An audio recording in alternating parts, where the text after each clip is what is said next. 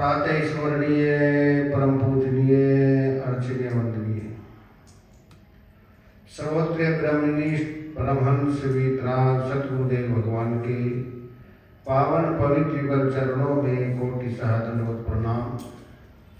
समुपस्थित गुरु भक्तों, श्रद्धामयी माता बहनों तथा होनहार।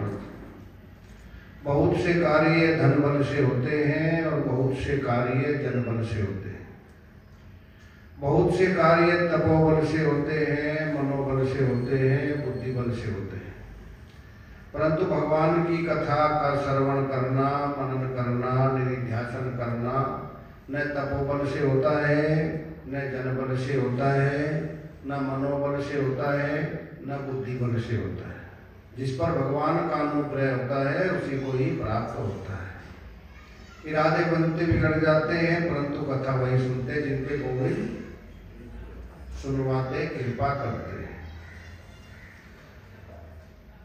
तो पिछले 3 दिनों से हम चिंतन कर रहे हैं अप्रोक्षानुभूति पर। वेदांत का बहुत महत्वपूर्ण ग्रंथ है जिसमें आत्मा परमात्मा की एकता का ही विवेचन किया गया है। मंगलाचरण में कल बतलाया 4 शर्तें रखी गई है। पहली शर्त क्या? अधिकारी, विषय, संबंध और प्रयोजन। इसका अधिकारी कौन है? जिसके अंदर ये 3 साधन आते, फिर 4 साधन आते हैं। स्वयं वर्ण आश्रम धर्म तपसा हरितोषणा। जो अपने स्वयं का 3 अर्थ बताए थे ना, एक मुख्य स्वयं मतलब वो आत्मा हो गया साक्षी, और कौन हो गया? अपने सगे संबंधी, बेटा बेटी, और ये मिथ्या हो गया शरीर। तो स्वयं 3 जगह लगता है। और वर्ण आश्रम धर्म का जो ठीक ठीक पालन करता है उसका अंतःकरण शुद्ध होता है। उसमें फिर 4 साधन आते हैं। नित्यानित्य विवेक, वैराग्य, संदमादि सत्संपत्ति और मुमुक्षुता। साधन 4 हृदय जो धारे, मुक्ति पाने वही पधारे। मन विक्षेप जाको नहीं किंतु एक अज्ञान, हुए जब साधन सहित नर सो अधिकृत मतिमान। उसी को ही प्राप्ति होती है। तो मंगलाचरण करके बतलाया, और इसमें बताया है स्ववर्ण आश्रम धर्म तपसा हरितोषणा। ठीक ठीक करते भगवान उस पर कृपा करते हैं, और जो रहस्य है उसको प्रकट कर देते हैं। सबके सामने नहीं करते। जैसे आभूषण कहाँ रखे हैं बहू को बता सकते हैं, बेटे को बता सकते हैं, नौकरों को नहीं बता। तो भगवान हृदय में रह करके अपने जो रहस्य है उसको खोल देते हैं, और खोलते हुए बताते हैं एक आत्मा है और दूसरा अनात्मा। आत्मा भी 2 तरह का होता है, एक शुद्ध ईश्वर और एक अशुद्ध ईश्वर, और एक शुद्ध जीव और एक अशुद्ध जीव। उपाधि से है तो एक ही, उपाधि कारण 2 हो जाते हैं। शुद्ध ईश्वर में कोई उपाधि नहीं होती, और अशुद्ध ईश्वर में उपाधि होती है। शुद्ध जीव ये होता है तब ब्रह्म होता है, और अशुद्ध होता है तो जीव होता है। तो इसको बताते हैं शुद्धता और अशुद्धता। नई बात सुनने को मिलेगी नहीं एकदम से, बोले ईश्वर भी शुद्ध कैसे, अशुद्ध कैसे हो सकते हैं ईश्वर, और शुद्ध कैसे हो सकते हैं? जब ईश्वर में माया मिल जाती है तो अशुद्ध हो जाते हैं, मिलावट आ जाती है। और जहाँ मिलावट आती है वहीं पर ही भेद होता है, और जहाँ भेद नहीं है न वहाँ कोई आराधक है और न कोई आराध्य है। भेद में तो आराधक और आराध्य बनते हैं, प्रतिपादक और प्रतिपाद्य बनते हैं, और भेद नहीं है तो वहाँ पर न कोई स्वामी है न सेवक है।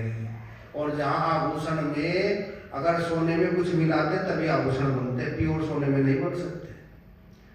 तो ईश्वर में जब माया मिलती है तब संसार खड़ा हो जाता है, और जीव में ये अविद्या मिलती है तब संसार खड़ा होता है। अगर अविद्या निकाल दे तो ये ब्रह्म है, अगर ईश्वर में से माया निकाल दे तो शुद्ध सच्चिदानंद ब्रह्म ही है। तो उन्होंने बतलाया व्यष्टि और समष्टि से। वाच्यार्थ में अशुद्ध है और लक्ष्यार्थ में शुद्ध है। अगर ईश्वर की वाच्यार्थ करेंगे तो ईश्वर की परिभाषा क्या है? माया, मायोपहित चेतन, और माया में चेतन का आभास या प्रतिबिंब, उसको क्या बोलते हैं? ईश्वर। और जीव की परिभाषा अविद्या, अविद्या पूरी चेतन और अविद्या में चेतन का आभास, ये हो गया जीव। और इनमें से निकाल लीजिए दोनों को, शुद्ध सच्चिदानंद ब्रह्म है। तो ईश्वर में भी मिलावट है और ये जीव में भी मिलावट है। किसमें मिलावट नहीं है? बोले शुद्ध सच्चिदानंद ब्रह्म। पहले क्या आया? शुद्ध, फिर आज सच्चिदानंद ब्रह्म। उसमें कोई मिलावट नहीं है, न कोई वहाँ पर सेवक है, न स्वामी है, न स्त्री है, न पुरुष है, न बेटा है, न पिता है। उस पद में का विवाद है जहाँ की बात करे हैं। और व्यवहार चलता है तो द्वैत में चलेगा। द्वैत में कोई व्यवहार चलने वाला नहीं है, न कोई पुजारी है और न कोई भगवान है। और परंतु जब मिलावट आती है तो दोनों खड़े हो जाते हैं। जब ईश्वर में माया मिल गई तो सामने खड़े हो गए, और माया नहीं मिली तो खड़े होने वाले नहीं है। इसीलिए कहते हैं कहाँ मिल गई? माया में मिल गई, अविद्या मिल गई। जीव में अविद्या मिलते ही ये भेद आ गया, और भेद आते ही व्यवहार प्रारंभ हो गया। और जहाँ भेद ही नहीं है वहाँ कोई व्यवहार नहीं चल सकता है। सोने में जब मिलावट की, सुहागा मिलाया या तांबा मिलाया, आभूषण बन गए। और कोई कहने लग जाए कि बिना मिलावट के बना के दिखाओ तो बन नहीं सकता।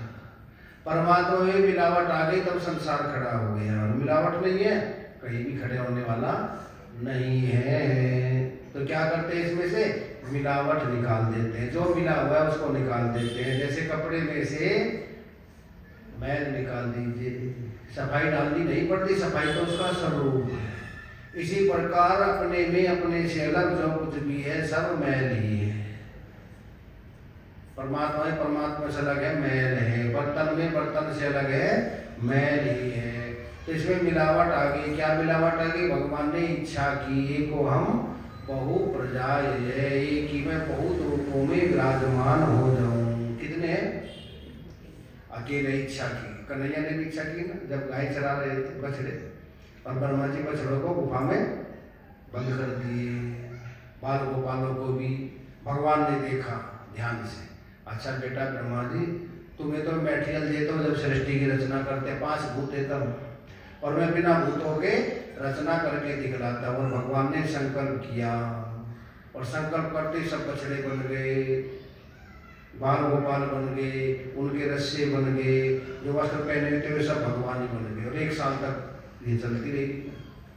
ब्रह्मा जी ने आकर चरणों में क्षमा मांगी, और क्या ऐसे क्षमा कर दीजिए जैसे कोई माँ गर्भवती होती है और बच्चा जब पेट में होता है तो उसको परेशान करता है, हिलता डुलता है, और जन्म के बाद माँ उसको क्षमा कर देते, उससे कोई बदला नहीं लेती, तूने मेरे को बड़ा परेशान किया है, इसी प्रकार आप मुझको क्षमा कर दीजिए। तो भगवान ने कितने 1 साल तक लीला चलती रही। ने वहाँ पर कोई मैटेरियल था, संकल्प से ही खड़ा किया। किसे किया? संकल्प से ही सब कुछ बन गए। ये राज्य भी अपने आप बने हुए हैं, और भोग भी लगा रहे हैं, और खा भी रहे हैं, और खिला भी रहे हैं। और वेदांत का, उपनिषदों का ये मंत्र सार्थक कर रहे हैं। ऐ मन्नम ऐ मन्नम ऐ मन्नम, ऐ मन्नादो ऐ मन्नाद ऐ मन्नाद। मैं ही बनाने वाला, मैं ही खिलाने वाला, मैं ही खाने वाला, मैं ही मैं हूँ, यहाँ गैर का कोई काम नहीं।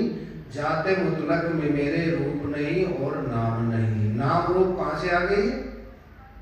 व्यवहार आ गया तो नाम रूप खड़े हो गए। नाम रूप हटा लीजिए, कुछ भी नहीं। अगर किसी को पकड़ना है पुलिस वालों को तो 2 चीज़ चाहिए, तो उसका नाम चाहिए और एक उसका फोटो चाहिए, रूप चाहिए, तो पकड़ में आ सकता है।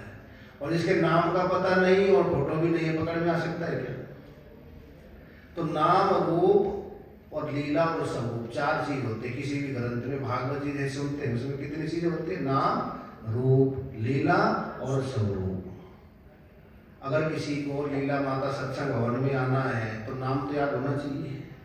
नाम लिया तो किसी ने बताया वहाँ पर है, चले जाइए डबल रोड के पास हो गए, तो नाम से रूप तक आ गई, और रूप से फिर लीला का श्रवण किया, और लीला से फिर स्वरूप तक पहुँच गए। तो भागवत जी में वैसे दृष्टांतों के रूप में तो लीला है, और स्तुतियों में स्वरूप का ज्ञान है, और लीलाओं में रूप का ज्ञान है। दोनों है, रूप भी है और बाद में फिर स्वरूप भी। तो नाम, रूप, लीला और स्वरूप। तो भगवान ने भी इच्छा की, जैसे कन्हैया ने इच्छा की ना, अपने आप की राजी बन के खा रहे हैं, संकल्प किया, अपने आप ही बछड़े बन गए। तो यहाँ पर भी उन्होंने इच्छा की, क्या कि एक को हम बहुत पर्याय, एक ही में बहुत रूपों में विराजमान हो जाऊं, मैं अकेले ही। अब सोना है, कितने आभूषण बन गए सोने में। आपके पास है आधा किलो सोना है, कितने आभूषण बनाए, तो आभूषण के रूप में क्या है, उसके रूप में भी सोना ही है। और आभूषण टूट गए फिर भी सोना ही है। पहले भी क्या था, सोना था, और आभूषण बने, सोने में क्या कमी आ गई, और आभूषण टूट गई, फिर भी कोई बदलाव आने वाला नहीं है। तो भगवान कहते पहले मैं ही था, ऐ वास में वाग्रे ज्ञान्यद सत असत परम। पहले मैं ही था और ये जगत बन गया, अभी मैं ही हूँ, और ये मिट गया तब भी मैं ही हूँ। अपने ऊपर ही रचना की है, किसके ऊपर, अपने ऊपर ही रचना की है। सारी कारीगरी सोने में हो रही है, सोना निकाल लीजिए, कारीगरी कहाँ रहेगी फिर। अगर एक कपड़ा है, फूल निकले हुए, कपड़े में से फूल निकाल लीजिए, धागे निकाल लीजिए, भी कहीं रहने वाले नहीं हैं। जैसे मेज पे कारीगरी हो रही है, और लकड़ी निकाल लीजिए दरवाजे से, कुछ भी रहने वाला नहीं है। पत्थर में कारीगरी हो रही, पत्थर ही निकाल लीजिए तो कारीगरी कहीं रहने वाली नहीं है। इसी प्रकार यहाँ पर कहते हैं भगवान ने इच्छा की और ये रचना अपने ऊपर ही रची है। कहाँ रची है, अपने में लय कर लेते हैं, और जिनको भी घुमाते हैं अपनी इच्छा से घुमा रहे हैं। उमा दार जोचित की नाई, सभी नचावे राम गुसाई। जोशित मतलब कठपुतली, कठपुतली नचाने वाला ना उंगलियों से करता रहता है, और ताल दिखाई नहीं देता और लगता है नाच रही है कठपुतली, पर जैसा नचाना चाहता है ऐसे नचा रहे हैं। हम भी, वो नचाने वाला तो दूसरा ही है, पर लगता है कि हम कर रहे हैं, और हम दुखी सुखी हो जाते हैं। कभी दुखी होते हैं, कभी सुखी हो जाते हैं। कभी जैसे लाइट है ना, स्विच ऑफ कर देते हैं, बल्ब बंद हो जाता है, ऑन करते हैं जल जाता है। तो भगवान की इच्छा है, कभी तो ये गम से हमें ऑफ कर देते हैं, कभी खुशी से भर जाते हैं। रोज होता है, कभी खुशी होते हैं, कभी गम आता है, कभी दुखी होते हैं, कभी सुखी होते हैं, और लगता है कि हम हो रहे हैं, पर करण करावन आप ही आप। करण कराने वाले वे ही है, दूसरे नहीं है। धरा पे जिसने रची है रचना, वही तो इसको चला रहा है। धरा पे जिसने वही तो इसको चला रहा है। खिलौने हैं हम तो चाबी वाले, खिलौने हैं हम तो चाबी वाले, वो बैठा चाबी घुमा रहा है। खिलौने हैं हम तो चाबी वाले, वो बैठा चाबी घुमा रहा है। धरा पे जिसने रची है रचना, वही तो इसको चला रहा है। धरा पे जिसने रची है रचना, वही तो इसको पर लगता है हम चला रहे हैं और दुखी सुखी हो जाते हैं, पर चलाने वाला और ही है, वो बैठा चला रहा है। अगर हम चलाने वाले हैं तो लाभ के लिए करते हैं सारा व्यापार, फिर घाटा क्यों हो जाता है। सुख के लिए सारे काम करते हैं, दुखी क्यों हो जाते हैं। सम्मान के लिए करते, अपमान क्यों हो जाता है जब हम ही चलाने वाले हैं। तो पहले ही सब लिखा हुआ है, प्रारब्ध पहले बनी पीछे बना शरीर, तुलसी अफसोस है मन नहीं बांधे धीर। वो चलाने वाला वो है, हम सोचते कि हमारे अनुसार चले, और जितना जो सोचेगा हम अनुसार चले वो इतना ही दुखी रहेगा। कुछ अपने अनुसार चले, कुछ दूसरे के अनुसार चलते। सृष्टि में हम ही बनाए हैं क्या, भगवान ने सब काम हमारे अनुसार हो तो कभी होने वाला नहीं। अपना शरीर नहीं चलता अपने अनुसार। कौन चाहता है मेरी आंखें में मोतियाबिंद आ जाए, कौन चाहता है घुटने मेरे खराब हो जाए, कौन चाहता है बुखार आ जाए, इन्फेक्शन हो जाए। तो चलाने वाला वो दूसरा ही बैठा हुआ है, पर हम सोचते हैं कि नहीं हम ही चला रहे हैं। और जिसमें सोचते हैं इसमें लाभ होगा उसमें हानि हो जाती है, जिसमें सोचते हानि होगी उसमें लाभ हो जाता है। एक संत ने बहुत अच्छी कथा सुनाई। एक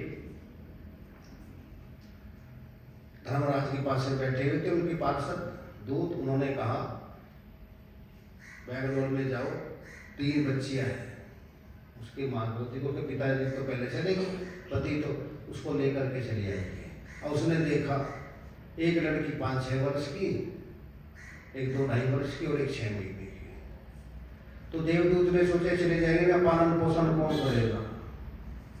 धर्मराज को कहा मेरी प्रार्थना एक बार और विचार कर लीजिए। विचार उनके तो कोई भी नहीं है, पिताजी पहले चले गए, माता जी को मैं लेकर के आ गया। बोले तू मेरी बात के बीच में रुकावट डालता है, राय देता है, जा तो पृथ्वी लोक में जा। अपनी मूर्खताई पर जब 3 बार हंसेगा ना तब वापिस आना। वहां से भेज दिया गया। शरीर पे वस्त्र भी नहीं है, सर्दी का मौसम, रास्ते में पड़े हुए थे। शर्मकार सामान लेने का मेले में, पहले गांव में मेले लगते थे ना जगह जगह।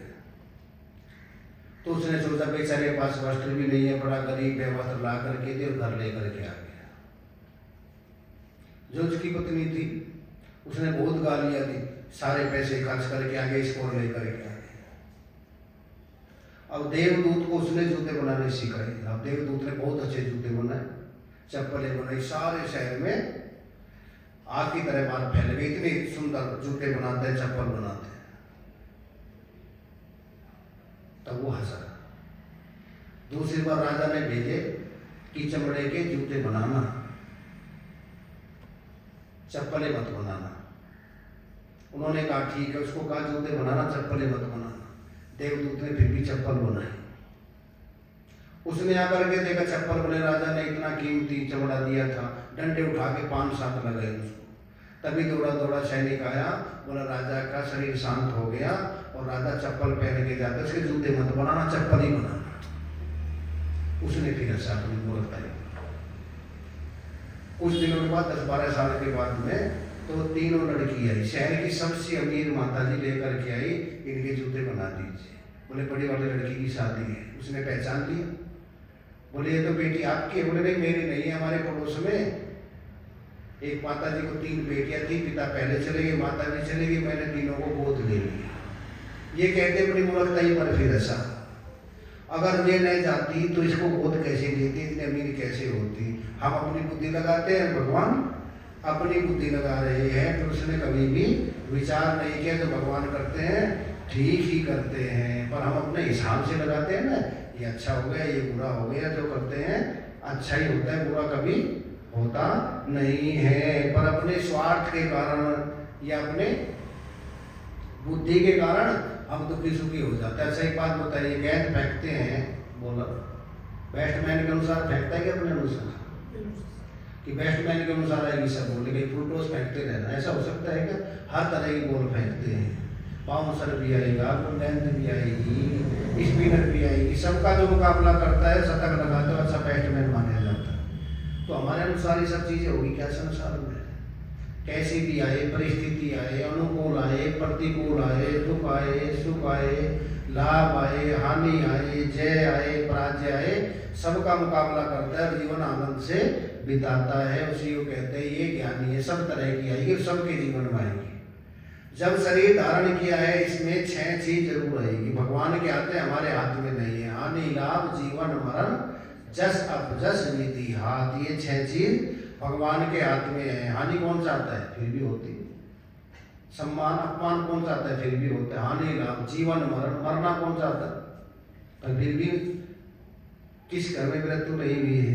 तो 6 चीज भगवान के हाथ में है। तो उसके हाथ में रहने जब अपने हाथ में लेते हैं तो तब हम उलझा जाते हैं, दुखी हो जाते हैं। तो जिसने रचना रची है वही चला रहा है। लगता है कि इसको हम चला रहे हैं। कठपुतली चलाने वाला वो बैठा हुआ चला रहा है, चाबी जिधर घुमाना चाहता है इधर घुमा देता है। हम तो उसकी सब कठपुतली है। धरा पे जिसने रची है रचना वही तो इसको चला रहा है। धरा पे जिसने रची है रचना वही तो इसको चला रहा है। खिलौने हम तो चाबी वाले, खिलौने हम तो चाबी वाले, वो बैठ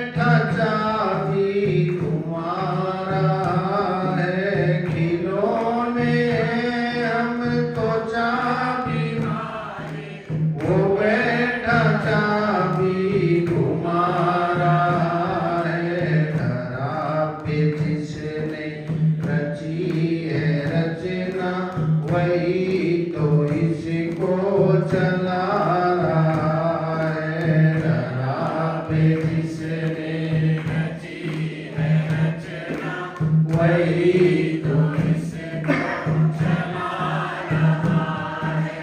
कलाकार वो ही एक ऐसा जिसका कोई नहीं है सानी। कलाकार वो ही एक ऐसा कि जिसका कोई नहीं है सानी। वो रंग बिखरा गिरा ना बिल्कुल वो दिख रहा है अब आसमानी। दिए बना कर गम और खुशी के दिए बना गम और खुशी के कभी बुझा और जला रहा है। धरा पे जिसने रची है रचना वही तो इसको चला रहा है। धरा पे रची है रचना वही तो इसको चला रहा है। दिए बनाकर गम और खुशी की कभी जलाओ बुझा रहा है। कभी जला देता है कभी बुझा देता है, उसके हाथ में है। कभी हम दुखी हो जाते हैं कभी सुखी हो जाते हैं। आज पार्टी बना रहे थोड़ी देर में रो रहे हैं। ऐसा कोई है जो रोया नहीं या ऐसा नहीं, तो उसी के हाथ में है चाबी। हम सोचते हैं कि हमारे हाथ में है, जिसने रचाई है बनाई है वो इसको चला रहा है। अच्छा हमारे शरीर कौन चला रहा है? हमको पता नहीं कितनी किडनी काम कर रही है, कितना लीवर कर रहा है, कितने दांत कर रहे हैं, ये भी डॉक्टर बताते हैं। हार्ट इतना काम कर रहा है, हमको मालूम है क्या? सारे फंक्शन हो रहे हैं, सो जाते फिर भी चल रहा है। जो इसको चला रहा है इतनी नस नाड़ी है हमारे शरीर में करोड़ों है, और चलाने वाला कौन है? इसके अंदर ही बैठा हुआ है और वही चला रहा है। पर लगता है माल तो किसी का अभिमान है हमारा। जब अभिमान हो जाता है तो दुखी सुखी होना प्रारंभ हो जाते हैं।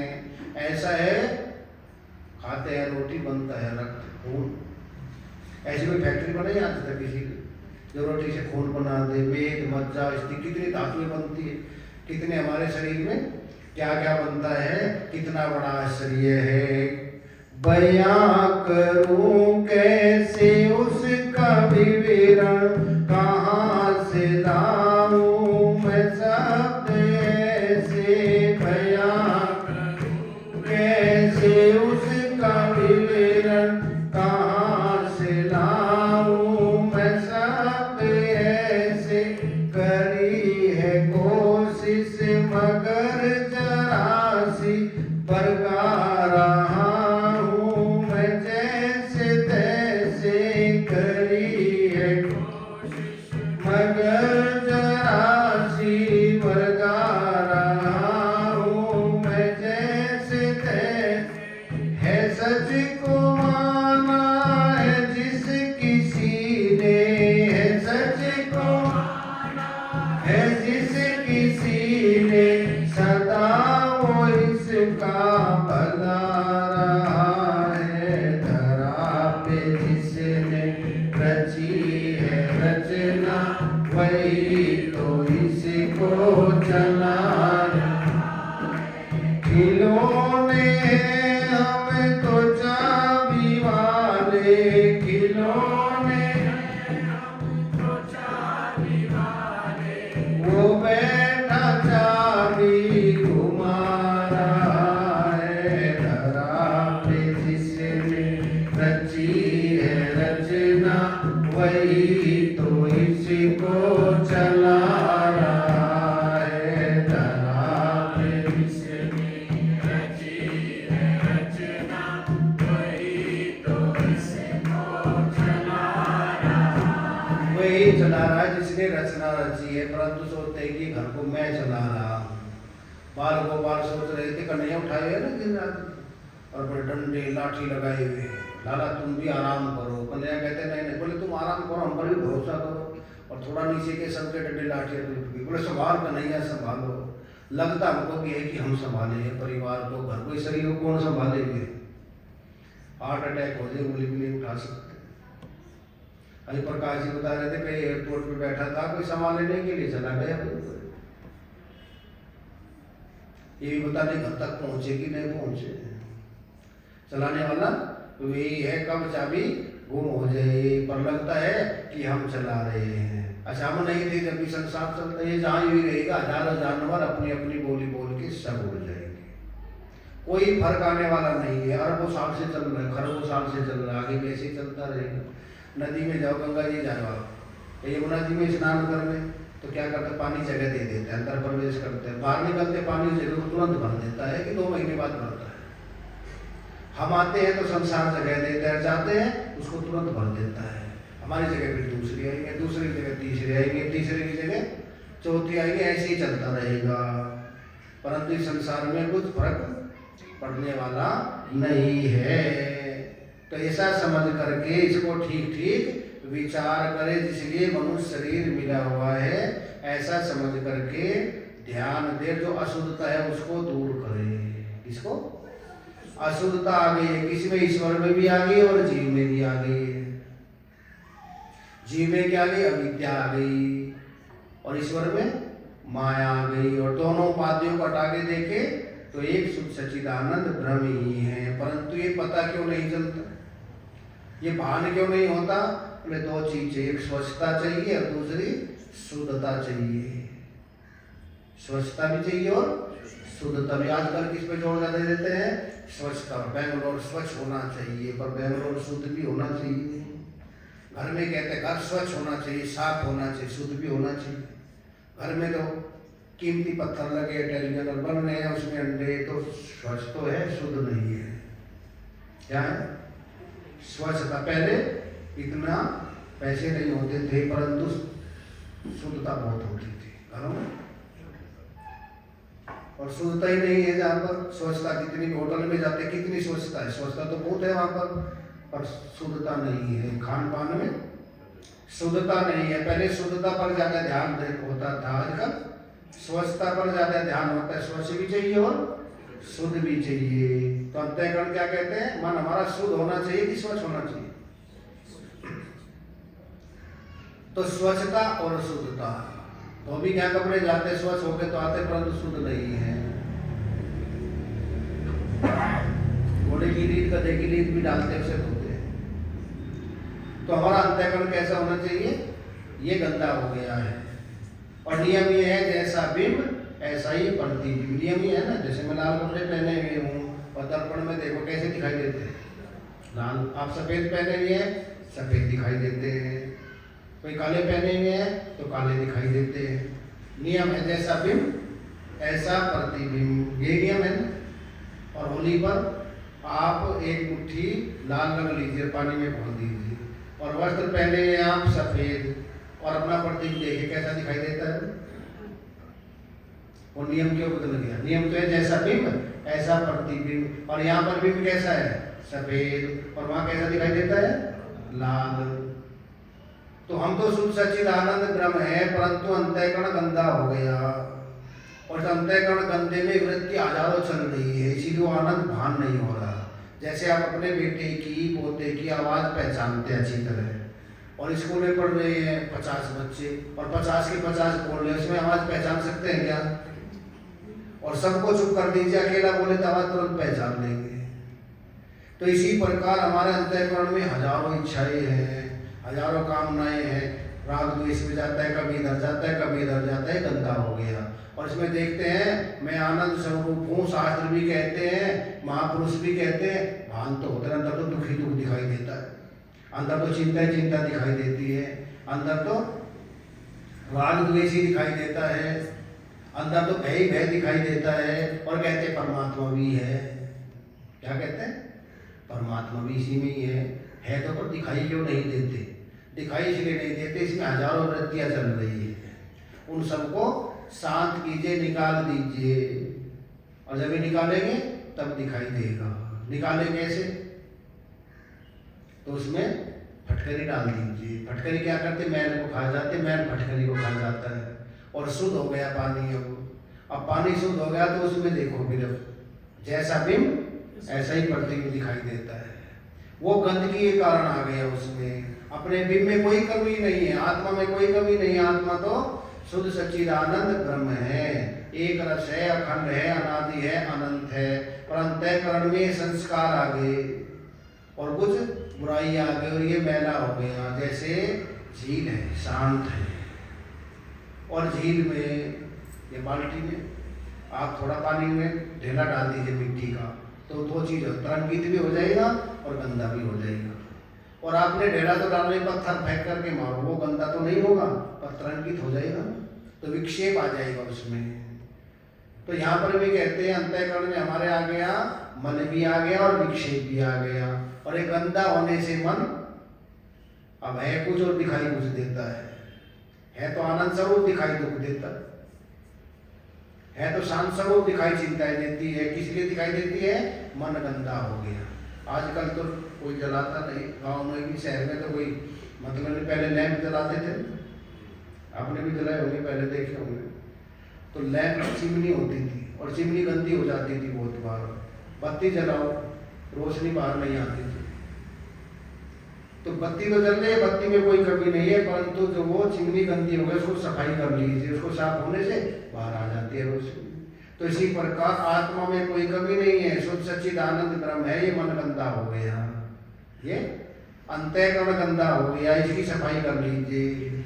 उसकी सफाई करते ही आनंद चारों तरफ दिखाई देता है, महसूस होता है, चिदानंद रूप है शिवहम शिवहम। ये मैल आ गया, मनोबुद्धि अहंकार चित्तानी नाम है, ये नहीं, उनको निकाल दीजिए। जो बाहर से आया है उनको निकाल दीजिए, और जो बाहर से नहीं आया है वो अपना स्वरूप ही है। जैसे कल बताता, वस्त्र में वस्त्र से अलग जो है मैल है, बर्तन में बर्तन से अलग जो है मैल है, अपने में अपने से अलग जो है मैल है।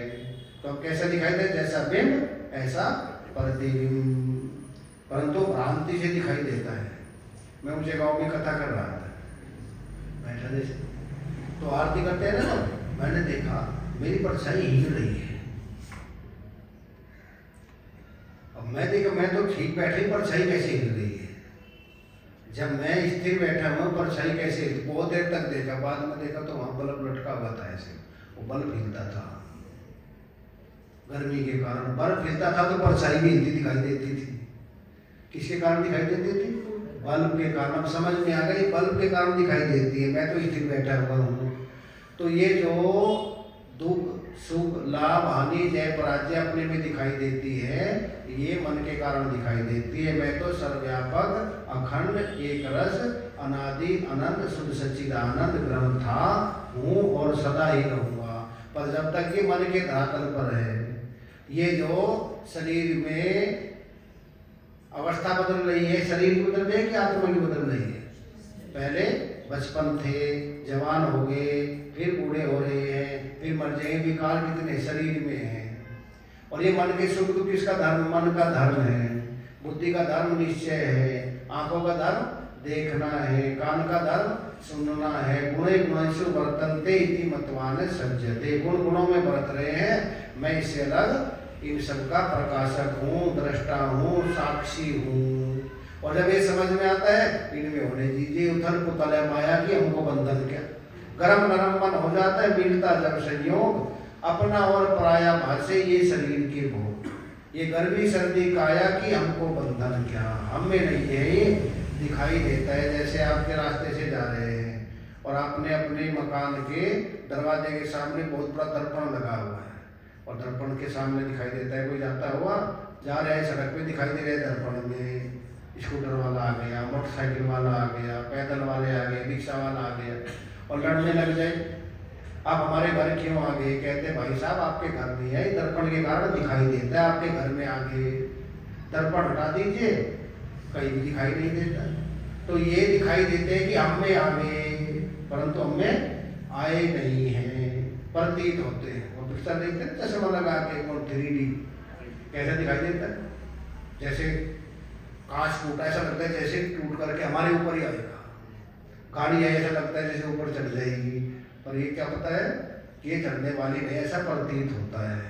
तो ऐसा ये प्रतीत होता है, हम में आ गया, मुझ में न फर्क आया, आनंद रूप अपना मुझ में न फर्क आया, आनंद रूप अपना स्वप्न माया आनंद रूप अपना संसार स्वप्न माया आनंद रूप अपना मुझ में न फर्क आया आनंद रूप अपना मुझ में न फर्क आया आनंद रूप अपना गुरुदेव ने लखाया आनंद रूप अपना गुरुदेव ने लखाया आनंद रूप अपना ये पंच तत्व निर्मित बनने बिगड़ने वाला ये पंच तत्व निर्मित बनने बिगड़ने वाला मुझ में न फर्क आया आनंद रूप अपना मुझ में न फर्क आया आनंद रूप अपना संसार स्वप्न माया आनंद रूप अपना संसार स्वप्न माया आनंद रूप अपना गुरुदेव ने लखाया आनंद रूप अपना गुरुदेव ने लखाया आनंद रूप अपना उसमें कोई फर्क नहीं आया इसमें फर्क जरूर आएगा संसार में भी आएगा शरीर में भी आएगा घर में भी आएगा रिश्तेदारों में भी आएगा सब में आएगा ये जरूर बदलेगा और जो कभी बदलता नहीं वो अपना आत्म स्वरूप ही है उसकी अनुभूति करो होगी कब जब इन सबको निकाल देंगे जब अंतःकरण में एक ही ब्रह्माकार वृत्ति रहेगी तब अनुभूति होगी और 10 चीजें लेकर के कुछ नहीं हो सकता तो सबको निकाल करके अखंडाकार वृत्ति बनाए ब्रह्माकार वृत्ति बनाए और कैसे बनाए मैं अखंड हूँ अनादि हूँ अनंत हूँ सजाते विजाते स्वगत भेद रहित हूँ बोले बनती नहीं तो बनती नहीं जिनकी बनी है उनके पास जाओ और उनके प्रति श्रद्धा श्रद्धा रखो कैसी श्रद्धा रखे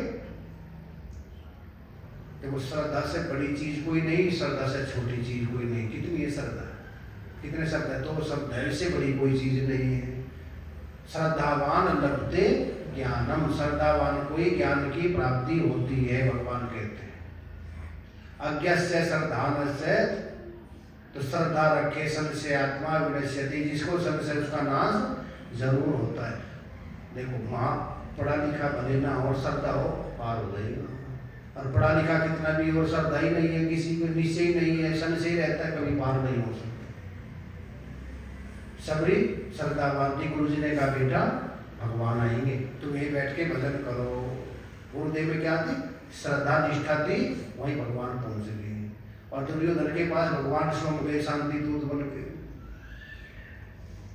और विराट रूप भी दिखलाया कहते हैं तो माया में क्योंकि उसकी श्रद्धा ही नहीं है पढ़ा लिखा तो था दुर्योधन कहते हैं जाना भी धर्मम नैचे में प्रवृत्ति जाना में अधर्मम नैचे में निवृत्ति मैं धर्म को जानता हूँ ऐसी बात नहीं कि नहीं जानता परंतु मेरा मन उधर जाता चलता नहीं और अधर्म को भी जानता हूँ ये गलत है वो छूटता नहीं हमारा भी आदि है हम भी जानते हैं सर भजन करना चाहिए 1-2 घंटा जरूर लगाए क्योंकि काम यही आएगा लगता है बाद में काम आएंगे तो दूसरे शिक्षा देंगे हम आपके कितने काम आए अगर हम ही देखें कितने काम आए हैं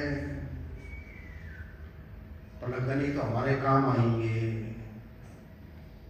और वो समय बीत गया फिर आने वाला नहीं है तो इसीलिए कहते हैं समय पर ही काम बना लेना चाहिए फिर तो शरीर में 100 रोग आ जाते हैं 100 बीमारी आ जाती है डॉक्टर और दवाई बस 2 ही रह गए फिर ऑपरेशन हो जाए दिमाग काम करता नहीं रण भक्ति और दान तीनों काम जवान की है जवानी में हो सकता है श्रद्धा रखे कैसी श्रद्धा रखे जैसे बच्चा श्रद्धा रखता है मम्मी कहती है बेटा ये तुम्हारे चाचा है क्या बोलता है चाचा जी ये तुम्हारे ताऊ जी है ताऊ जी ये तुम्हारे अंकल जी पूछता है क्यों अंकल है ताऊ क्यों नहीं है कोई तारीफ उतार करता है क्या बच्चा जो माने का उस पर पूरी श्रद्धा है पूरा विश्वास है बोलते ABC जो बोलेंगे वही पढ़ेगा वो कहेगा ए क्यों बोलते इसको B क्यों नहीं बोलते कोई तारीफ उतार करता नहीं है श्रद्धा रखता है और श्रद्धावान लभते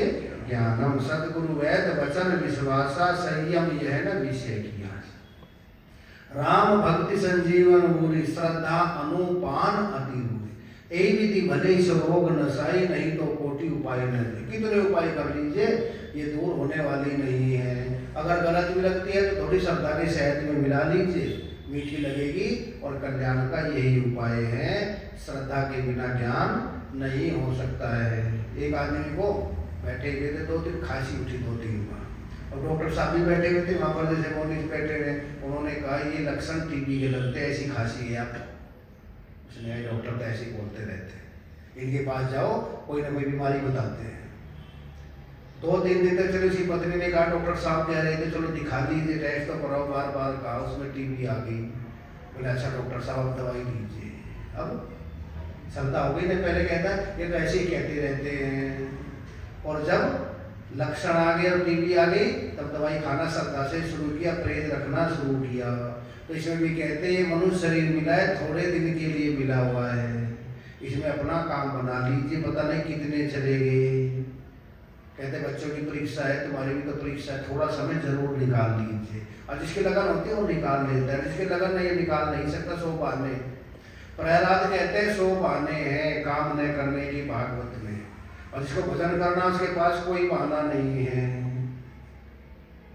इसको नहीं करना 100 बहाने हैं। बोले 40 साल तो वाले 100 साल तक आइए, 40 साल तो सोने में निकल गए, 6-7-8 घंटे तो सोते ही है, कुछ 8 घंटे काम धंधे में निकल गए, बातचीत में निकल गए, और समय ऐसे ही बीत गया। और थोड़ा समय बैठा है, 70 के बाद शरीर काम करता नहीं है, और 25 साल पहले पढ़ने में बीत गए। तो थोड़ा सा समय इसका सदुपयोग कर लीजिए, और नहीं ऐसे ही चले जाएगा। और कोई समय ऐसा आएगा फिर उधर झुकाव हो जाएगा, कोई ऐसा तूफान आएगा सब तहस नहस करके चले जाएगा। अभी समय शरीर भी ठीक है, अपना काम बना लीजिए। जीवन अपना सफल बना ले, कर ले आत्म ज्ञान। जीवन अपना सफल बना ले, कर ले आत्म ज्ञान। थोड़े दिन में आने वाला मौत का तूफान, थोड़े दिन में आने वाला मौत का तूफान। जीवन अपना सफल बना ले, कर ले आत्म ज्ञान। थोड़े दिन में आने वाला मौत का है तूफान, थोड़े दिन में आने वाला मौत का है तूफान। देख तनिक तू दृष्टि घुमा कर, कहाँ रहा तेरा बचपन। देख तनिक तू दृष्टि घुमा कर, कहाँ रहा तेरा बचपन। तेरी जवानी छीन हो रही, आने वाला वृद्धापन। तेरी जवानी छीन हो रही, आने वाला वृद्धापन। महल बना ले नित्य निरंजन, महल बना ले नित्य निरंजन। मेरे कहे को मान, थोड़े दिन में आने वाला मौत का है तूफान। थोड़े दिन में आने वाला मौत का है तूफान। तो महापुरुष भी कह रहे हैं, ग्रंथ भी कह रहे हैं, संत भी कह रहे हैं, पर हम मानते नहीं है। बोले वो रुकाएगा, हमारा थोड़ी है। युधिष्ठिर से पूछा सबसे बड़ा आश्चर्य क्या है कि जाना सबको, फिर भी विश्वास नहीं होता। सबसे बड़ा आश्चर्य है, हमारी तो रिपोर्ट ठीक है, उन्हों की होगी, हम तो ऐसे ही रहेंगे। देखना 80 साल तक, 90 साल तक, 100 साल तक ऐसे ही चलेंगे। पता नहीं कब तूफान आ जाए। तो श्रद्धा रखे इस बात पर, ये बिल्कुल ठीक कह रहे हैं। अभी से ही काम बना ले, अभी से क्या कर ले, काम अपना पूरा कर ले। गाँव में पटवारी आ गया, उसने रिश्तेदारों को कहा चकबंदी चल रही है, जो भी कराना है जल्दी करा लो, मेरा ट्रांसफर पता नहीं कब हो जाए, तो पता नहीं ये शरीर कब चला जाए, इसलिए जल्दी काम बना ले, अपना जो बनाने लायक है उसको पूरा कर लेना चाहिए। कैसे? श्रद्धा से। क्या श्रद्धा है? अंतःकरण को पूरा शुद्ध कर ले। जो विजातीय तत्व है ना उनको सबको निकाल दे, और हम ही निकाल सकते हैं, दूसरा कोई नहीं निकाल सकता, दूसरा तो बता सकता है। महाराज जी कहते हैं मेहनत तुमको करनी होगी, उपाय मैं बतलाऊंगा। बता देते हैं डॉक्टर, तो ये आपकी लक्षण ठीक नहीं है, ये कमी है, ये दवाई खा लीजिए आपका ठीक हो जाएगा। डॉक्टर थोड़े खाएगा हमारे तरफ से, बता सकते हैं, महापुरुष भी बता देते हैं। और श्रद्धा से जो करता है तो ले लेता है, जो श्रद्धा नहीं रखता वो कभी लेने वाला नहीं है। तो भगवान ने दुर्योधन को कितना समझाया, एक बात नहीं मानी, क्योंकि श्रद्धा नहीं थी, निष्ठा नहीं थी। और अर्जुन की श्रद्धा थी, जो भगवान ने कहा तुरंत मान गए। नष्टो मोह स्मृतिक लब्ध्वा तत्प्रसादात् मयाचि। युधिष्ठिर की श्रद्धा नहीं थी, भगवान ने वही ज्ञान दिया जो अर्जुन को दिया था, समझ में नहीं आया। भीष्म पितामह में श्रद्धा थी, शांति पर सुना, समझ में आ गया।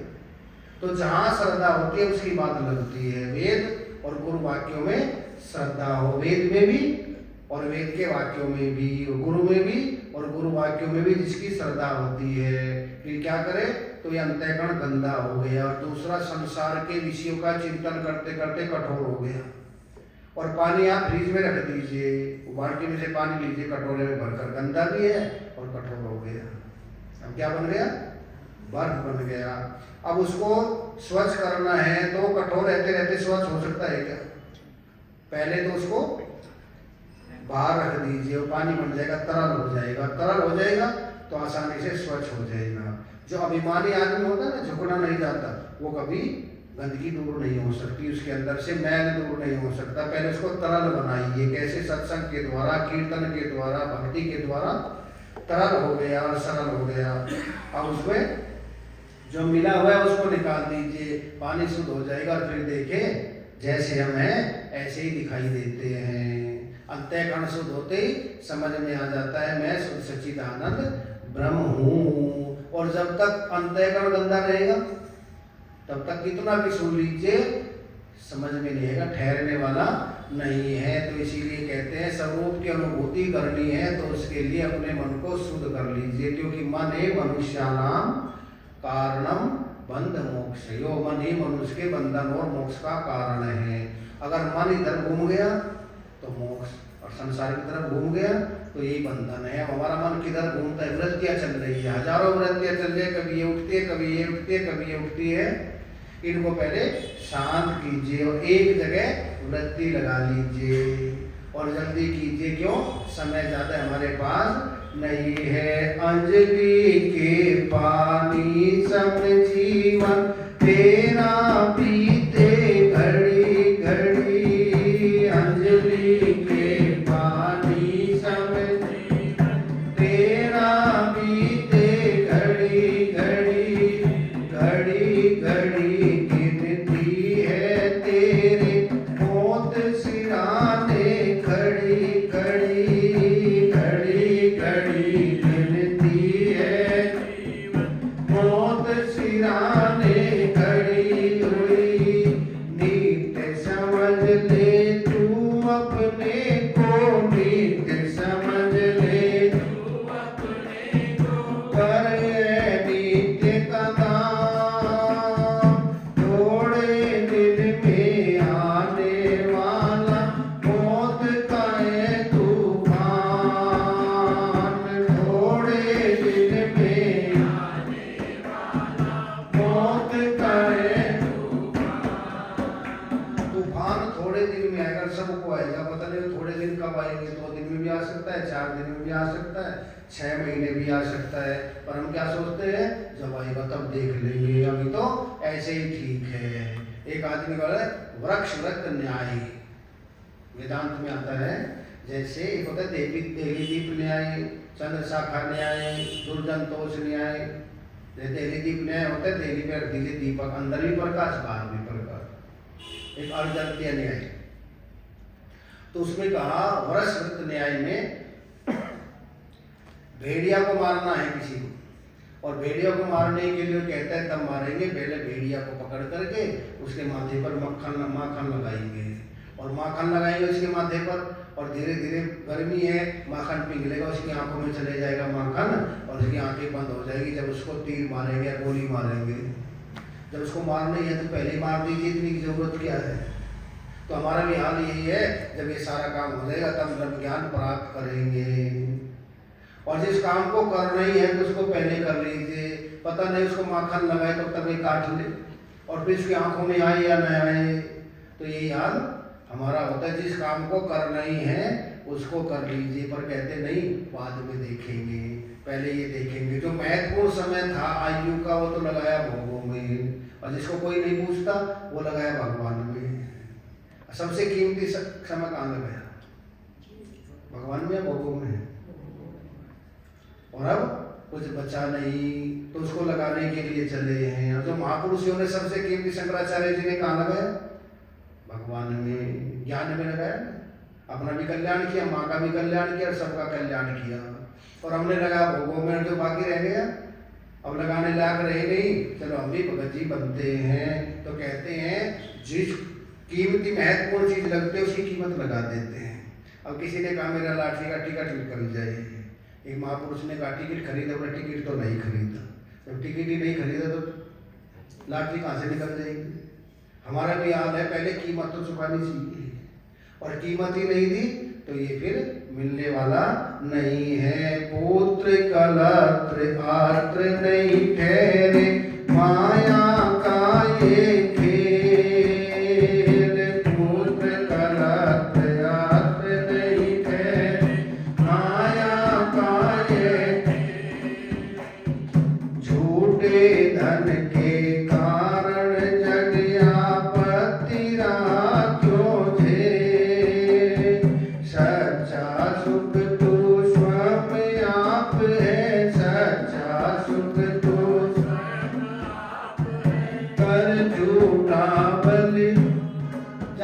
बलिदान नहीं होगा तब तक समझ में नहीं आएंगे, तब तक झूठे भी मन लगा हुआ है तो ये समझ में, सुनते भी समझते भी धारण नहीं होता।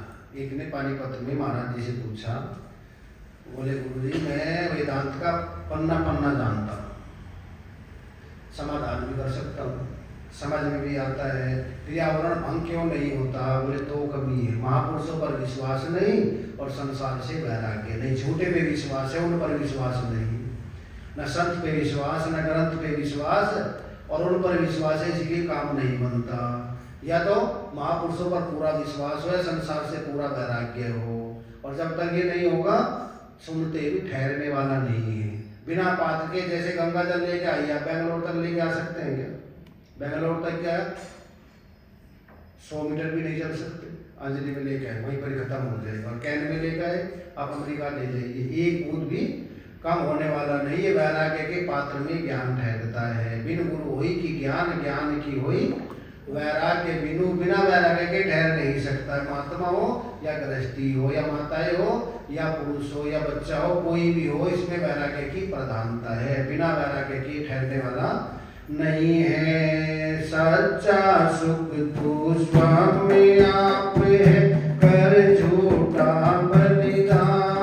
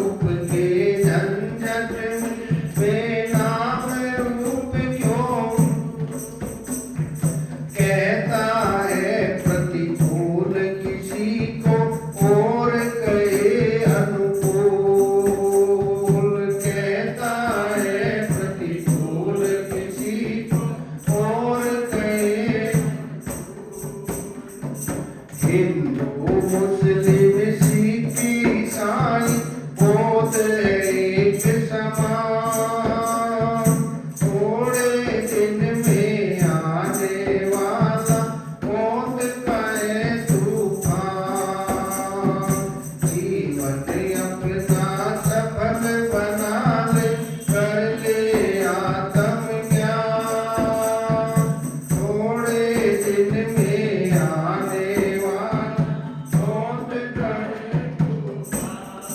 तो इसी में आत्मज्ञान प्राप्त कर सकते हैं। कैसे करें? बोले आत्मा दो तरह का है, एक शुद्ध और एक अशुद्ध। शुद्ध ईश्वर और अशुद्ध ईश्वर, शुद्ध जीव और अशुद्ध वाचार्थ। लक्षार्थ में तो दोनों एक ही है, लक्षार्थ में कोई अंतर नहीं है। अगर रज्जु में सर्प प्रतीत हो रहा है तो उसमें रस्सी गलती है कि हमारी गलती है? बिना रस्सी के सर्प का कोई अस्तित्व नहीं है। इसी प्रकार बिना परमात्मा के जगत का कोई अस्तित्व नहीं है। तो ये परमात्मा जगत भास रहा है तो वे रस्सी, परंतु अंधकार के कारण सर्प प्रतीत हो रहा है, इसीलिए भयभीत है। जब समझ में आएगा सर्वम खलविदम ब्रह्म है और ये वृत्ति अखंडाकार बनेगी, तभी अपने स्वरूप की अनुभूति होगी। जो अंदर भरा हुआ है उसको निकालने में समय लगता है। एक महात्मा जी के पास दो आदमी गए, एक ने कहा मुझको आत्मज्ञान कितने दिन में हो सकता है? बोले कितने पढ़े लिखे हो? बोले एमए पास हूँ। बोले 5 साल लगेंगे। दूसरे से पूछा कितने पढ़े लिखे हो? बोले अनपढ़ हूँ उठाते। बोले 6 महीने लगेंगे। उसने कहा गुरुजी मैं पढ़ा लिखा हूँ, एमए पास हूँ। बोले तभी तो लगेंगे 5 साल। जो अंदर भरा हुआ उसको निकालने में समय लगेगा। उसके अंदर कुछ नहीं भरा हुआ, जो कहूँगा ना उसी को मान लेगा, क्योंकि इसके पास श्रद्धा है। और श्रद्धावान लगते ज्ञानम, श्रद्धावान को ही ज्ञान की प्राप्ति होती है। कैसी श्रद्धा होनी चाहिए? वेद में और गुरु में। कैसी श्रद्धा हो? जैसी भगवान में होती है, ऐसी श्रद्धा हो तो ज्ञान होने में देर नहीं लगती। शिष्य की श्रद्धा, समर्पण और गुरु का पुरुषार्थ, जब दोनों का मिलन होता है तो आवरण भंग होने में देर नहीं लगती। तो मिलन कैसे हो? कल और इस पर चिंतन करेंगे। बोल सद्गुरुदेव। सर्वे भवन्तु सुखिनः, सर्वे सन्तु निरामया, सर्वे भद्राणि पश्यन्तु